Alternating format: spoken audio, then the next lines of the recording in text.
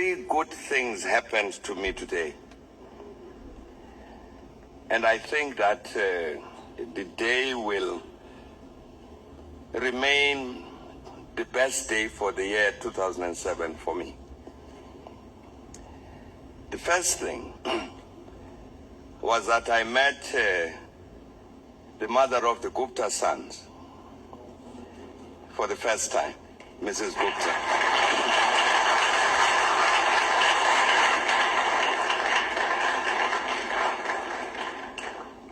She doesn't know that I know many things about her.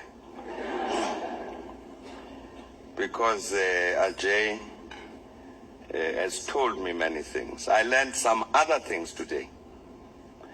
But I must say, I'm very, very, very honored indeed to have met her and to say thank you very much for what you've done, which made this film possible. I think we need to say this, that it was Mrs. Gupta who saw the stage script that Feroz Abbas Khan had done and said, no, but why doesn't this become a film?